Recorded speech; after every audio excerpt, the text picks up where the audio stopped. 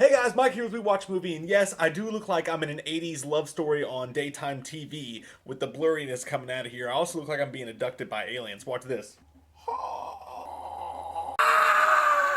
I scared my cat. Anyways, I want to talk to you about a movie I got last night at the Redboxian King, Freaks of Nature. It's a horror movie that came out like last year or whatever. I don't know what happened to it, the whole story, but as soon as you see it in the cast and the titles start coming up, you go, why the fuck haven't I heard of this movie before? It was apparently a blacklisted script that people liked the script so much that it was one of those special scripts that everyone in Hollywood wanted to do, but for one reason, I knocked over coffee. For one reason or another, it just didn't get made and didn't get a big push, didn't get a good, they didn't even put the fucking thing on video on demand last year when it came out to like 2 screens nationwide.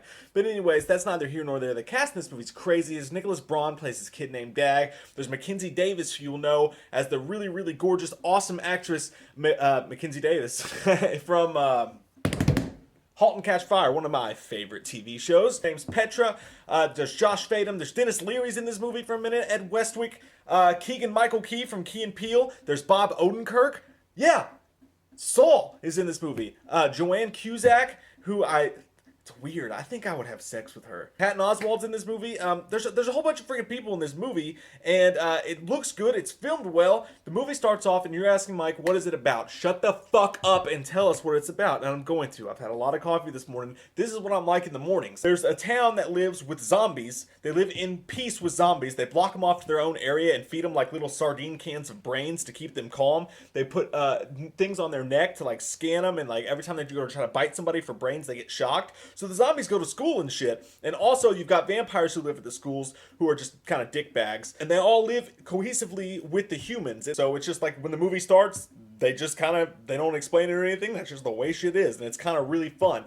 All of a sudden an alien attack comes in the midst of all this shit. And it's kind of a play on politics almost in the weirdest way, because all the vampires and all their held up, pent up shit against the humans comes out when the aliens get here, and the humans do the same thing, and then everybody just loses their complete shit and goes basket fries from Dairy Queen and starts killing each other, and just basically the already crazy world is ending going into the apocalypse because of these aliens. And it's just a fucking buku crazy idea for a movie. They make it all look pretty damn good. Like, it's not supposed to be serious, but it doesn't look low budget either. Like, maybe a little bit, but they did such a good job just making the look of this film. And there's punk rock music through it. It all just seems like pandemonium and craziness. A lot of this movie is a really, really, really fun time. That being said, half the jokes are shit and they don't land. But you've got these hilarious actors in this movie. You've got the way this movie looks. You've got this crazy premise that's going on. And it's such a cool idea. And it's like just watching it, you can't figure out what's wrong, like what's missing. It seems like it was edited with a fucking machete. It goes from like fun, crazy, awesome punk rock music time shit to all of a sudden this girl that you thought this guy was supposed to really care about dies, and he just moves on as you do in a crazy movie like this. But then the next scene, they try to do like a touching scene. It's like they try to do this thing where they carry too many apples.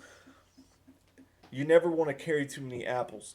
They try to carry and juggle too much stuff at one time, and it's edited poorly at some points. So it doesn't really it just goes so up and down, you can't really just jump inside of this film and be in love with it the way you want to, because there's always just some joke that comes out. It's like, that was like one of the worst jokes I've ever heard in my life. But in the next scene, you'll see something funny, and the characters are likable, but then you'll find a character that's fucking stupid. It's all over the place, but it's totally worth watching. I would give this movie a 7. I think you'll have fun watching it at least one time, even though you'll probably pick apart a million things wrong with it. It's such a cool, crazy premise. At one point, an alien ship hovers above, and below it, vampires and zombies fight. So what do you want other than that?